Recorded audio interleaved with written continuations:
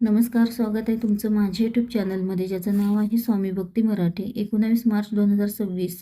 तर या दिवशी आलेला आहे गुढीपाडवा. चैत्र शुक्ल प्रतिपदा या दिवशी आपण गुढीपाडवा हा साजरा करत असतो. तर बघा, 6:55 सकाळी त्यानंतर तुम्ही या दिवशी गुढी उभारू शकता. कारण त्याआधी अमावस्या आहे आणि अमावस्या ही 6:54 संपणार आहे आणि त्यानंतर तुम्ही 6:55 तुम्ही गुढी ही उभारू शकता. मराठी नवीन वर्षाची सुरुवात याच दिवसापासून होते आणि असे म्हटले गेले आहे की ब्रह्मदेवाने सृष्टीची उत्पत्ती याच दिवशी केली होती.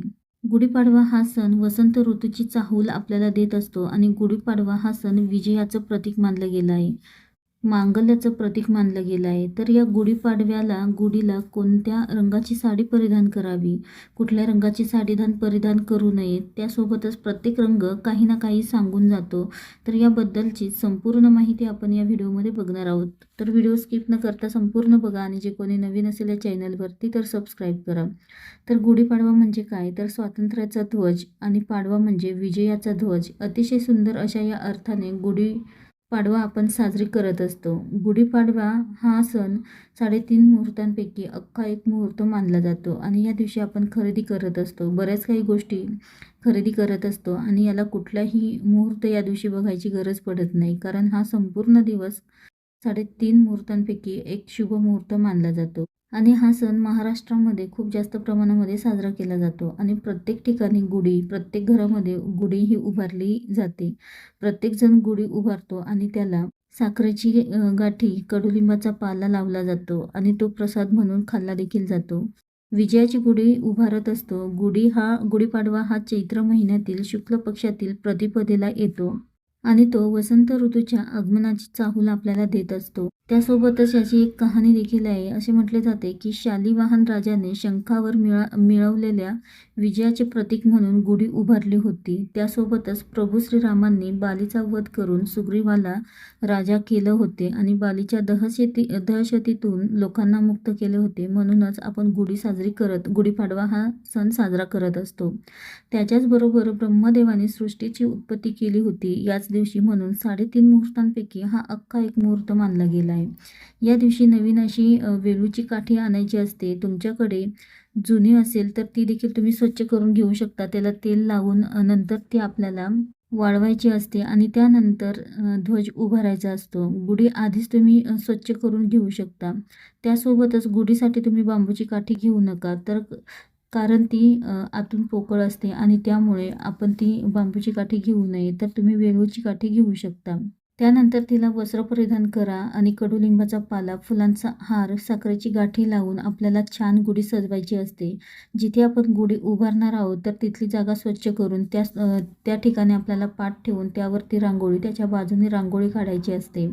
ब्रह्ममुहूर्तावर उठून गुढी उभारली जाते. पण त्या दिवशी सकाळी अमावस्या असल्यामुळे अमावस्या ही 6:54 संपणार आहे आणि त्यानंतर तुम्ही गुढी ही उभारू शकता.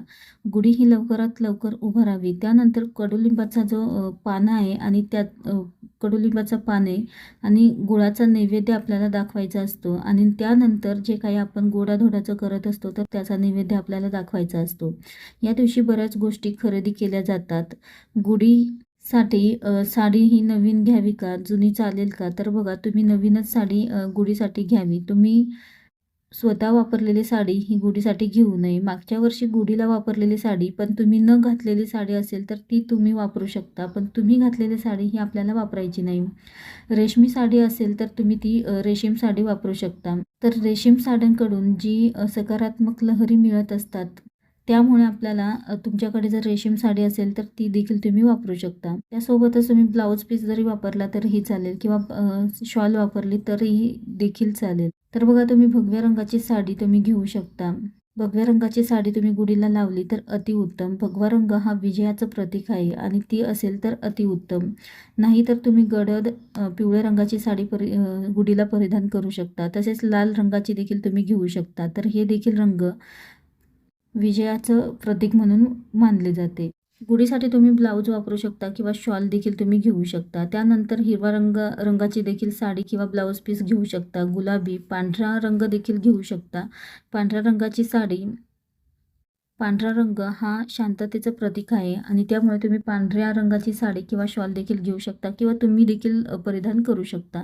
तर हे सर्वच रंग पवित्र आणि शुद्ध आहेत. प्रत्येक रंग काही ना काही दर्शवत असतो. फक्त काळ्या रंगाचे आपल्याला स्वतःही तुम्ही परिधान करू नका किंवा गुढीला देखील घालू नका. कारण नकारात्मकता खूप जास्त प्रमाणामध्ये त्यामध्ये शोषून घेत असते आणि नकारात्मकतेचं प्रतीक म्हणून काळा रंग हा मानला जातो. त्यामुळे तुम्ही काळ्या रंगाची साडी तुम्ही स्वतः देखील घालू नका किंवा गुढीला देखील तुम्ही परिधान करू नका. बाकी कोणत्याही रंगाची तुम्ही गुढीसाठी साडी वापरली तरीही चालेल. त्यासोबतच सकाळी लवकरात लवकर आपल्याला गुढी उभारायची आहे आणि त्यासोबतच सूर्यास्ताच्या आधी आपल्याला गुढी ही काढायची असते. त्याआधी आपल्याला गुढीला नैवेद्य दाखवायचा आहे आणि तिची पूजा करून त्यानंतरच आपल्याला गुढी ही काढायची असते.